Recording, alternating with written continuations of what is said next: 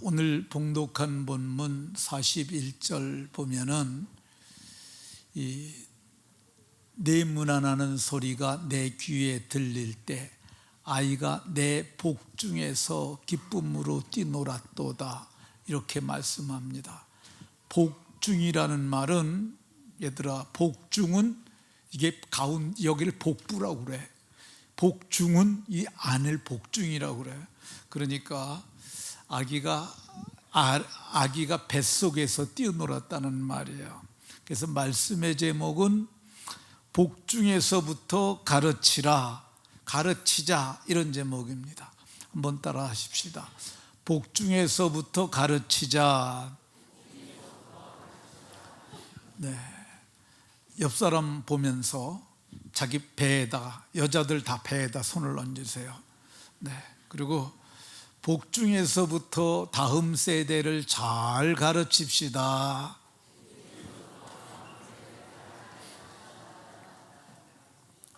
네. 복중에서부터 잘 가르쳐서 믿음의 세대가 되게 하는 복이 모두에게 있으시기를 주 예수 그리스도의 이름으로 축원합니다. 예수님의 공생애의 시작은 가르치심으로 시작이 되었습니다.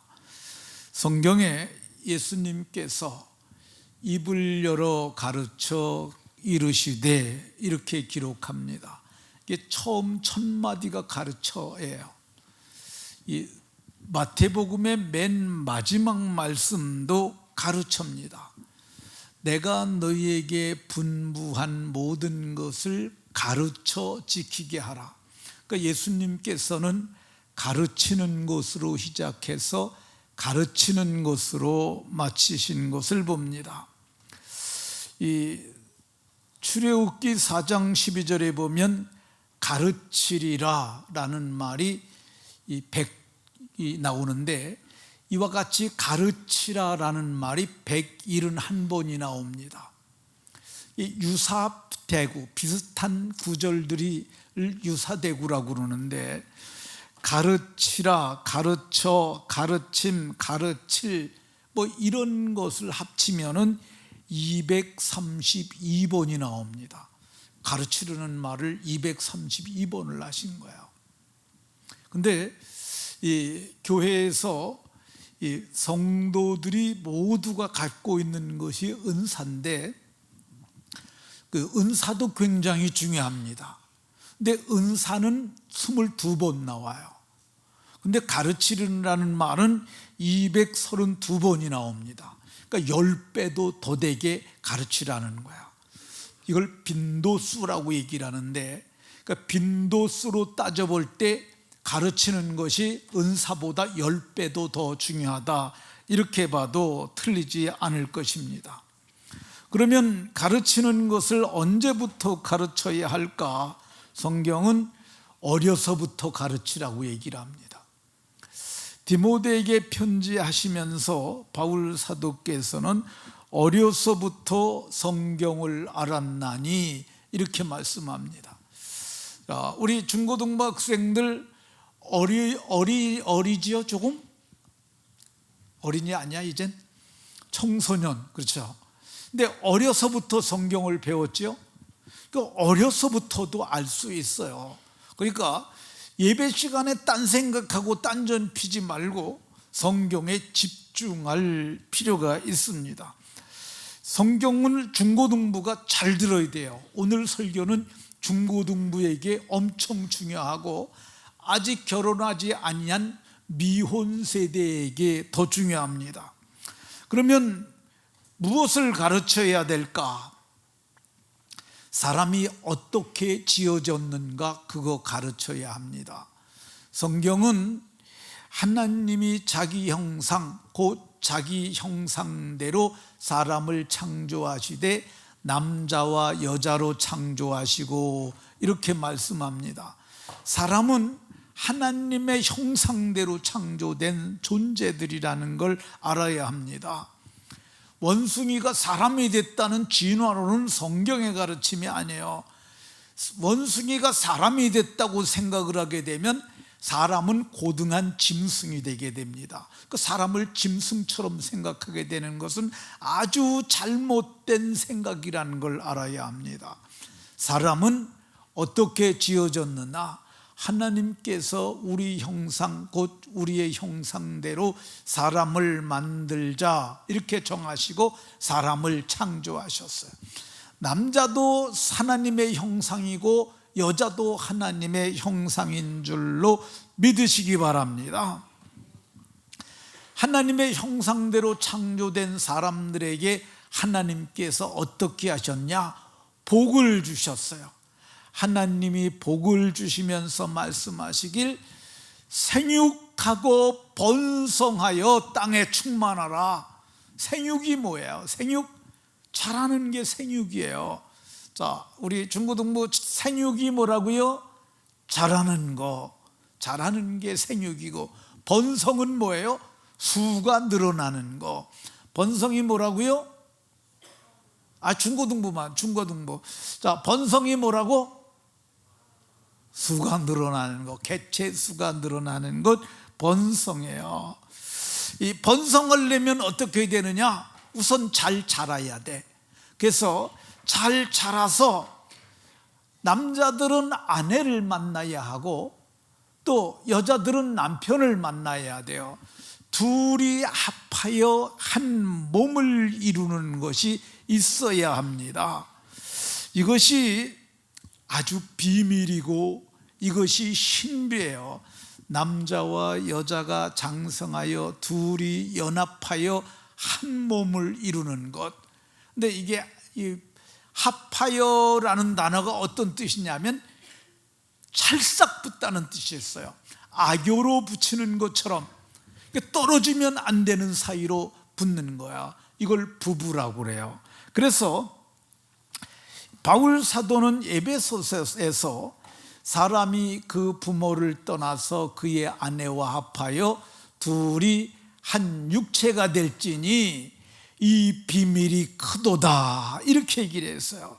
이 비밀이 뭐냐? 신비한 연합으로 자녀를 잉태하고 그래서 자녀를 낳아서 자기 대를 이어가고 교회를 세워가고 그리고 국가를 이루어가는 거죠. 그러니까 이게 비밀이에요. 놀라운 비밀이 그 안에 들어있어요.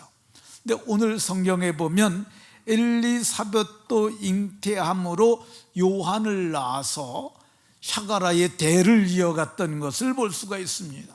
그러니까 오늘 젊은이들은 어떻게 해야 되느냐? 이 세대를 본받으면 안 돼요. 성경은 너희는 이 세대를 본받지 말고 이렇게 말씀합니다. 이 세대는 본받아서는 안 되는 세대예요. 혼인하지 뭐하러 결혼하느냐 이러는 얘기 듣잖아요. 그거 본받으면 안 돼요. 뭐로 애를 낳냐? 애를 낳으면 얼마나 번거롭고 애 키우려면 얼마나 힘이 들고 애 키우려면 돈이 얼마나 들어가는데 뭐하러 애를 낳느냐? 이런 생각을 본받지 말아야 됩니다. 우리 중고등부 애를 낳지 말자 이런 생각을 본받으면 안 돼요. 아멘. 안 낳을 거야 그럼 너네들. 자, 중고등부는 그리고 청년들은 이 세대를 본받지 말고 반드시 장가가고 시집가는 복이 있으시기 바랍니다. 그리고 둘이 한 몸이 돼서 그리고 생육하고 번성해야 합니다. 자녀들을 많이 낳는 복이 있으시기 바랍니다. 우리 중고등부 우리 교회 청년들은 적어도 3명 이상씩 낳는 복이 있으시기 바랍니다. 어른들이 아멘 좀 크게 하세요. 그러지 않아도 안 낳는데. 자, 다시 한번 얘기할게요. 우리 청년 세대 그리고 우리 중고등부 세대들이 자라서 아이들을 적어도 3명 이상씩 낳는 복이 있으시기 바랍니다.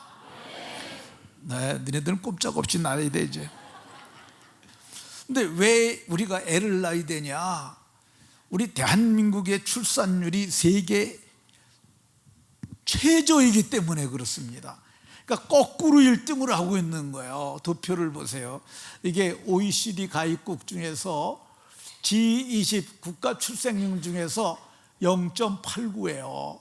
근데 이게 여기서부터 거꾸로 1등인 거예요. 애 안 낳는 거로 1등. 중국이 2등. 중국은 정책적으로 인구가 너무 많으니까 하나씩만 나라고 그랬는데도 여긴 1.21이에요.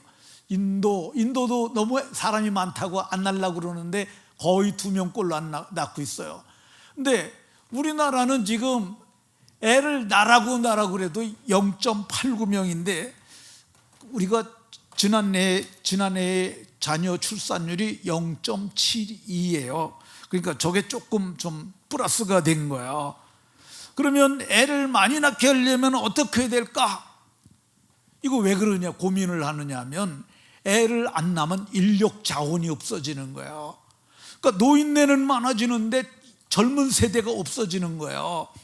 그래서 2700년이 되면은 삼성연구소가 내놓은 그 결과를 보면 대한민국은 인구가 30만 명으로 줄어들어요. 그래서 인구가 소멸돼서 국가가 없어지는 지경에 일어납니다. 그러니까 애를 낳으면 안 되는 거예요. 애를 낳아야만 하는 거예요. 정부가 이것 때문에 고심이 깊습니다.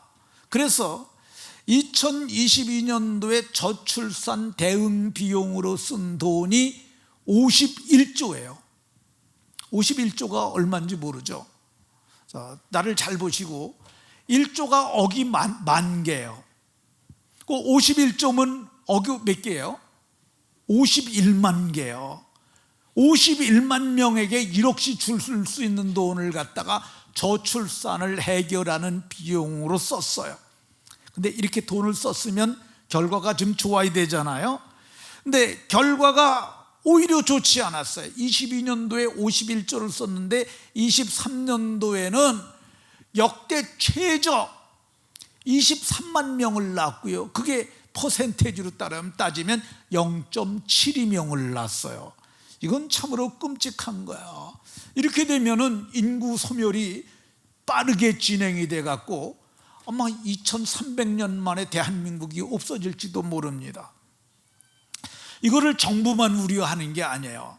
나이 먹은 생각을 좀 많이 하는 어른들이 야 이러다가 나라가 망하겠다.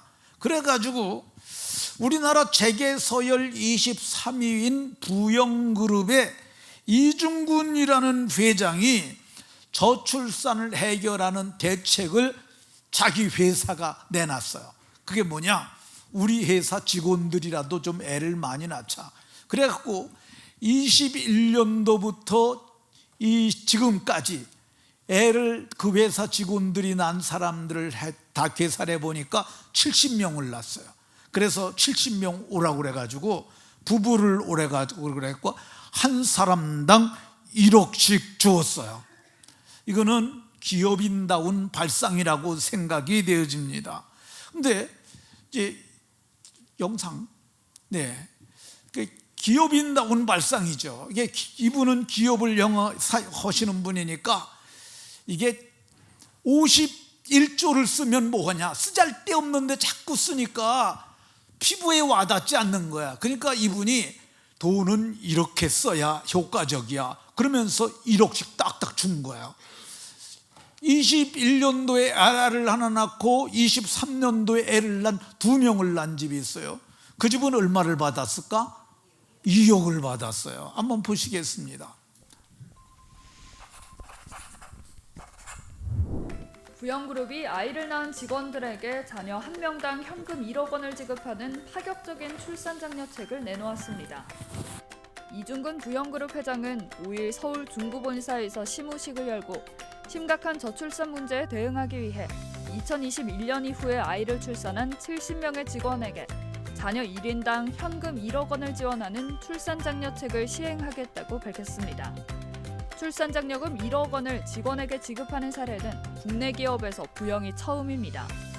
또 부영그룹은 개인이나 법인이 출산 과정에 3년 동안 1억 원 이내로 기부할 경우 소득 및 법인세 공제 혜택을 주는 출산장려금 기부 면세 제도도 제안했는데요. 부영그룹은 또 저출산 문제를 해결하기 위해 출산장려금 제도와 별도로 대학 학자금 지급, 직계가족 의료비 지원, 자녀 수당 지급 등 복지제도를 운영하고 있습니다. 이중근 회장은 대한민국 출산장려에 임직원들이 협조해주길 바란다며 국가로부터 토지가 제공된다면 셋째 아이까지 출산하는 임직원 가정에는 출생아 3명분의 출산장려금이나 국민주택 규모의 영구 임대주택 가운데 선택할 수 있도록 하겠다고 말했습니다. 네, 이 부영그룹의 이중근 회장이 아주 정말 신통방통한 묘책을 내놨습니다. 그런데 지금 부영이 이런 걸 시행을 하니까 정부가 그 부분에 대해서 깊이 생각을 했던 것 같아요. 괜히 뭐 이리 주고 저리 주고 그랬고 다 쪼개갖고 받는 사람은 뭐 몇 푼 받지도 못하고 그러니까 이렇게 하지 말고 우리도 저거를 한번 해보면 어떠냐. 그래서 국민권익위원회에서 이번에 설문조사를 했어요. 근데 이 출산지원금 1억을 준다면 여러분들 생각에는 어떻겠느냐 이렇게 물었습니다. 근데 62.6%, 100명 중에 63명 정도가 좋다, 그렇다면은 애를 많이 낳을 거다, 이렇게 답변을 냈습니다. 저는 이 정책이 참으로 훌륭한 정책이라고 생각합니다. 왜 그러냐면은 요즘은 그 젊은 세대들이 그 여러 가지 이유에서 애를 낳지 않는데, 그럼에도 불구하고 1억씩 준다면은 이거 괜찮을 것 같아요. 그러면 애들 꽤 낳을 것 같은 생각이 듭니다. 특별히 우리 기독교인들에게는 아주 이게 기쁜 소식이에요. 왜 그러냐면 하나님도 생육하고 번성하라고 그랬잖아요. 이건 명령이에요. 이게 권고하는 말이 아니에요.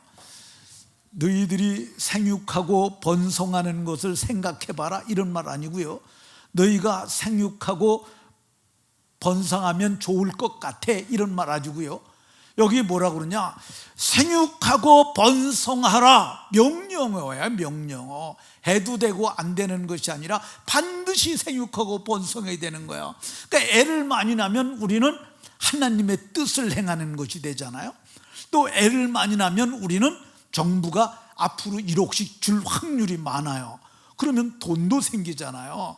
근데 사실 우리가 연봉 5천만 원씩 받는 사람들이 5년을 일해도요 1억 만들기가 쉽지 않아요. 근데 아니 애를 하나 낳으면 2년에 한 명씩 난다고 생각해 보세요. 2년에 1억, 4년에 2억, 3년에 6억. 그러면은 6억까지면은 우리가 어떤 뭐 기업체도, 조그만 거 작은 기업도 운영할 수가 있어요. 그러니까 애를 낳아서 하나님의 뜻을 행하기도 하고 우리가 기업을 운영해서 소득도 생기고 하니까 우리가 애를 많이 낳는 것, 저는 좋다고 생각을 합니다. 제가 이 생각을 며칠 전에 우리 청년이 아파갖고 제가 신방을 가서 청년하고 얘기를 했습니다. 야, 찬아, 너 네 생각엔 어떠냐? 1억씩 주면 애를 낳겠느냐? 그랬더니 애가 귀가 번쩍 뜨이더라고. 근데요 목사님, 애를 혼자 낳는 게 아니라, 그러니까 여자 얘기도 들어봐야 된다는 거죠. 근데 이 여자 얘기를 들어가지고 아기를 낳으면 좋을 것 같다는 얘기를 해요. 그래서 제가 또 그저께 저녁에는 우리 교회에 자녀가 셋 있는 가정 어떤 집사님에게 전화를 했어요. 집사님, 이 얘기 저 얘기 하다가 정부가 이런 정책을 시행하면 애를 하나나 둘 더 낳을 수 있을까? 그랬더니 목사님, 저 40대 중반이에요. 좀 일찍 이런 정책들이 나왔으면 좋을지 모르겠는데, 어쨌든 가능하면은 애를 많이 낳는 것은 이래서도 좋고 저래서도 좋습니다. 애를 둘만 낳았다면 세종대왕도 셋째예요. 세종대왕이 이 땅에 존재할 수가 없어요. 애를 많이 낳는 것이 아주 중요하고요. 그리고 젊은 사람들 취직할 때 어디로 가느냐? 부영으로 가세요. 미혼자들은 부영으로 가서 부영에서 1억 주고 정부에서 1억 주고 그럼 하나 날 때마다 2억씩 생기잖아. 그러니까 지혜롭게 생각을 해서 생육하고 번성하는 복이 있으시기 바랍니다. 그러면 자녀를 잉태한 사람들은 언제부터 가르쳐야 될까? 복중에서부터 가르치라고 말씀합니다. 41절을 보면 마리아가 말하는 음성을 들었어요. 마리아가 물 안 하는 소리를 듣는데 듣는 건 누가 들었어요? 엘리사벳이 들었어요. 근데 복중에서 뛰는 건 누가 뛰어놀았어요? 세례 요한이가 복중에서 뛰어놀았어요. 그러니까 아이가 뱃속에서 듣는 거예요. 그러니까 듣는 것으로 생각하고 아이를 교육하는 것이 마땅합니다. 44절에도 엘리사벳이 중복해서 말합니다. 내 문안하는 소리가 내 귀에 들릴 때에 아기가 복중에서 내 복중에서 기쁨으로 뛰어놀았다고 얘기를 합니다. 이게 정서적 반응을 한 거예요. 목소리를 귀로 듣고 그가 기뻐서, 기쁜 것 정적인 활동이잖아요. 정서적 반응을 했어요. 그러니까 우리가 태교를 하는 것은 아주 마땅한 일입니다. 우리 조상들도 그래서 태교를 했어요. 브리테니커 사전에 보게 되면 태교에 관해서 얘기를 하고 있는데 복중의 아이가 정서적, 신체적으로 잘 성장하도록 태아 교육을 하는 거죠. 우리나라의 최고로다 본격적인 태교에 관해서 설명한 책은 태교신기라는 책이에요. 근데 이 책에 보면은 아름다운 말을 해라, 말을 잘하라는 거죠. 아름다운 말, 이게 보면은 엄마가 아름다운 말을 하면 거기서도 아름다운 말이 오잖아요. 그 복중에 있는 아이가 아름다운 말을 듣게 하라는 거야. 두 번째, 해서는 안 될 것을 말하는데 싸우지 마라. 싸우면 애가 이게 싸우잖아요. 그러면은 이 애가 엄마를 통해서 싸우는 걸 듣는 거예요. 그리고 애가 거기서 엄마의 감정을 그대로 전달받는 거야. 그 싸우면 안 돼요. 2003년이나 4년쯤으로 보여요. 개척 그거 얼마 안 됐을 때 우리 교회 여집사님이 어느 날 아이를 데리고 왔어요. 근데 그 아이가 데려왔는데 이 얘기를 해요. 목사님, 이 아이가 이게 성질이 나게 되면 눈이 이렇게 올라간다는 거야. 그리고 눈에 살기가 든다는 거야. 그래서 목사님, 얘 눈이 너무 무서워요. 어떡하면 돼요? 그래서 데리고 왔어요. 그래서 제가 얘가 무슨 살기가 도냐 그랬더니 진짜래요. 그러면서 너무너무 무섭대. 그래서 제가 물어봤어요. 아기를 가졌을 때 무슨 일이 있었느냐 그랬더니 싸움을 많이 했대요. 아주 아기 뱃속에 갖고 화나는 일이 있어갖고 엄청 싸웠다는 거야. 그래서 그러냐 그러고, 그래서 엄마의 머리에 손을 얹고 아기의 손을 얹고 그리고 기도를 해줬어요. 근데 그날 집에 가가지고 애가 막 토하고 그랬다는 거야. 막 토하고 그러는데 그 이튿날 그 아이가 눈꼬리가 내려왔다는 거예요. 이게 눈꼬리가 내려오고 애가 화도 안 내고 순한 아이가 됐다는 거야. 이거 실화예요, 실화. 김은혜 집사 어딨나? 4층에 있어? 남편 일어나 봐, 남편. 이 사람이 남편이야. 네, 앉으세요. 네. 근데 이 실제 있었던 사건이에요. 그래서 제가 그랬습니다. 우리 아이의 눈꼬리가 내려왔어요. 간증문 써가지고 홈페이지에다 올려놓으라고 그랬어요. 이게 실화예요. 그러니까 복중에 있을 때 싸우면은 애에게 반드시 영향을 가는 거예요. 이 태교신기에는 쓰잘데없는 말도 좀 들어가 있는데, 이게 토끼 고기를 먹으면 이 토끼가 이렇게 찢어졌잖아요. 언총이가 나온다는 말. 오리 고기를 먹으면 오리가 발이 붙었잖아요, 수영하도록. 그러니까 여기에 붙어서 나온다는 말. 또 오징어나 문어를 먹으면 뼈 없는 아이가 나온다, 이런 이게 속신호들도 있는데, 뭐 이런 것은 틀렸지만 분명한 것은 아기가 영향을 받는다는 거죠. 그럼 누가 가르쳐야 되겠어요? 아버지도 좋겠지만 아버지보다는 내 뱃속에 있으니까 엄마가 제일 좋은 거예요. 거리적으로 가까운 어머니가 가장 효과적으로 교육할 수 있는 거예요. 41절에 보면 아이가 내 복중에서 뛰어놀았다고 얘기를 하고 있어요. 아이가 복중에서 뛰노는지라 이렇게 얘기를 하고 있습니다. 그래서 이 부분에 대해서 책을 쓰신 분이 한 분 있는데 김창규 박사라고, 이게 성령태교라는 책을 쓰셨어요.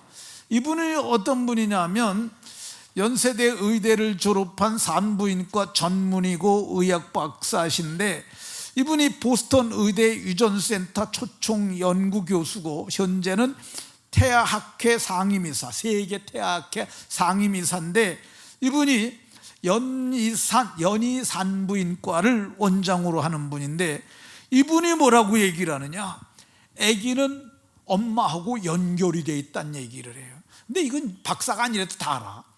왜 그러냐면 아기가 뱃속에 있을 때 뭘로 연결돼 있어요?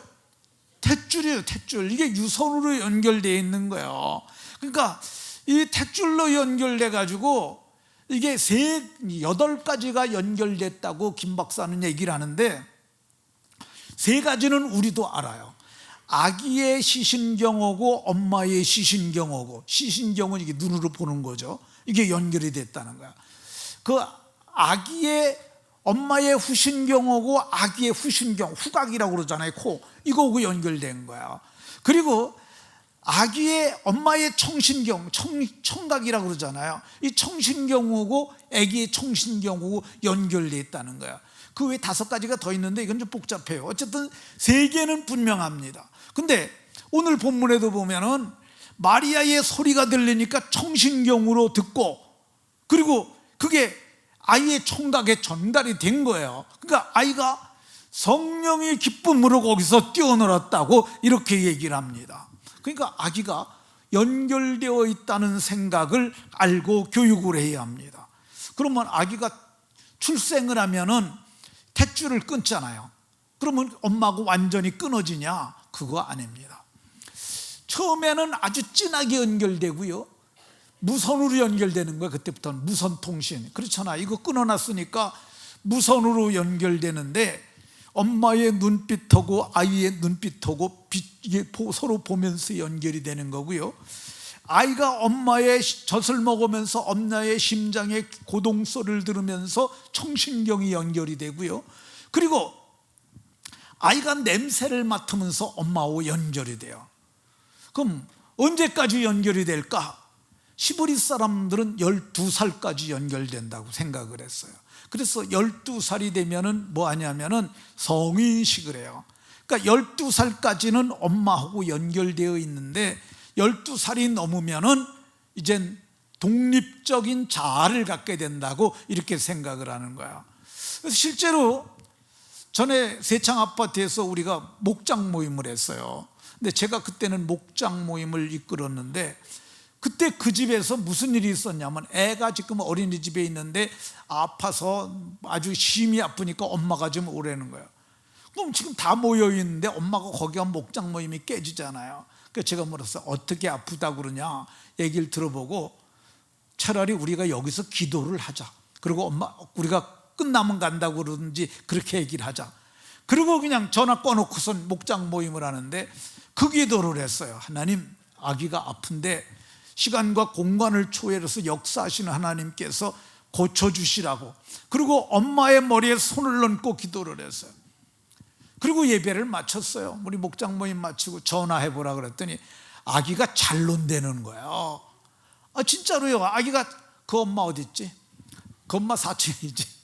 김은혜 집사. 김은혜 집사 집에서, 김은혜 집사 있어요. 손 들어보세요. 저 뒤에 앉았네. 아우, 집이 빨리 가고 싶어서 앉았어. 왜 거기 가서 앉았어? 네. 다음부터는 앞줄에 앉으세요. 네. 그러니까 이게 12살까지는 무선으로 연결되어 있습니다. 그러니까 엄마는 아이들을 갖다 양육을 할 때 아버지도 물론 잘해야 되지만 엄마는 더더욱 신경을 잘 써야 합니다. 그럼 무엇을 가르쳐야 될까? 무엇을 아이에게 가르쳐야 할까? 43절에 보면 내 주의 어머니가 나에게 낳아오니, 주님에 대해서 가르쳐야 돼요. 근데 주님에 대해서 가르쳐야 되는데 엘리사벳 시대에는 주님이 이제 막 태어나서 뭘 한 게 없어요. 복중에 있으니까 뭘 한 게 없어요. 그런데 오늘 우리는 예수님의 일생에 대해서 성경을 통해서 다 알아요. 그러니까 우리는 하나님과 주 예수 그리스도께서 하신 이 일을 가르쳐야 돼요. 어떻게 가르치느냐? 이렇게 가르치는 거예요. 엄마가 베개에다 손을 얹고 아가야, 하나님께서 우리를 사랑하셔서 독생자 예수님을 보내셔서 하나님께서 우리를 사랑하셔서 그 아들을 십자가에서 화목제물로 보내셨단다. 어떻게 오셨는지 아니? 말씀이 육신이 돼서 사람의 몸을 입고 우리 가운데 오셨어. 네, 이분이 우리를 구원하시려고 자기 몸을 제물로 내어놓으셨단다. 우리는 그 은혜 때로 인해서 믿음으로 말미암아 구원도 받았어. 그런데 예수님이 십자가에서 죽으셨는데 죽은 거로 끝나지 않고 하늘로 올라가셨단다. 그리고 그분께서 다시 오시겠다고 약속도 하셨어. 그리고 그분이 다시 오실 때 우리를 영광의 몸의 형체와 같이 변케 하실 거야. 이거를 쉽게 해가지고 아이가 알아듣도록 자꾸 말을 하는 거야. 엄마가 이해를 하게 되면 복중의 아이도 이해를 하게 됩니다. 그래서 믿음의 세대가 되는 것이죠. 주님께서 우리에게 하신 말씀들 우리가 가르쳐야 돼요. 엘리사벳이 마리아의 무난함을 들었다고 그랬잖아요. 그러니까 아기도 복중에서 들었어요. 그러니까 주님의 말씀을 아이에게 가르쳐야 하는 거예요. 아가야, 여기다 엄마들 한번 배에 손을 얹어 보세요. 남자들도 다 손 얹어요. 예.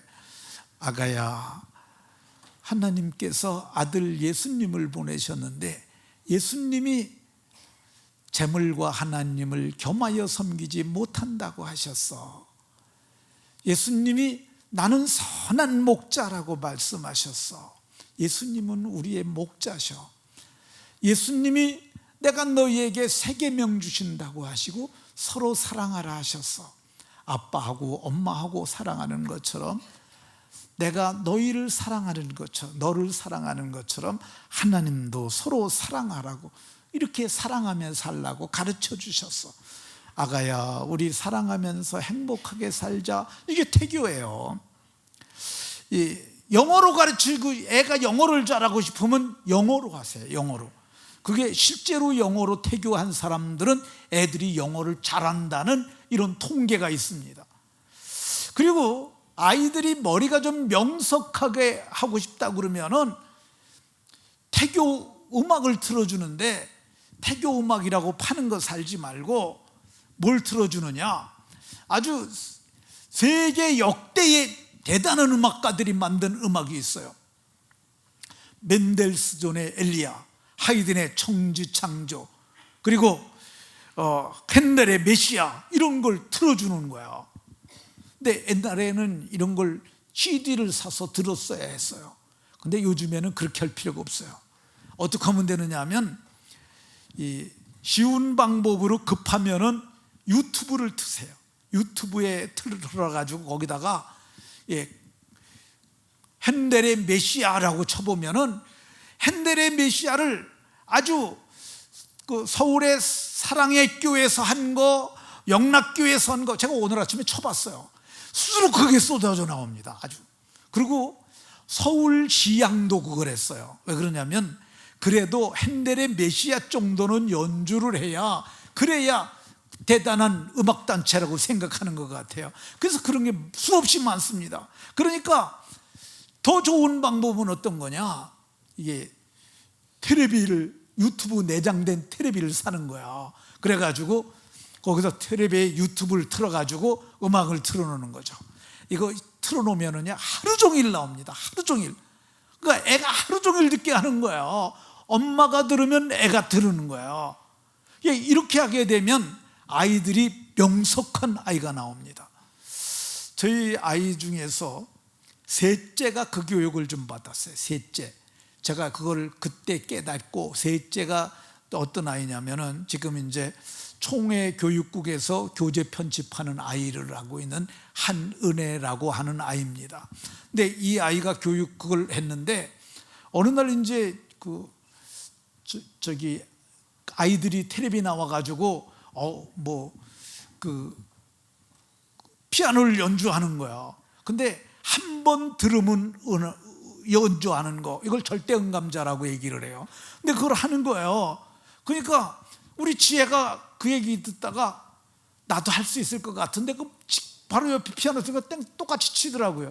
그랬더니 그 은혜는 어린데도 나도 하겠다고 가서 지도 치더라고.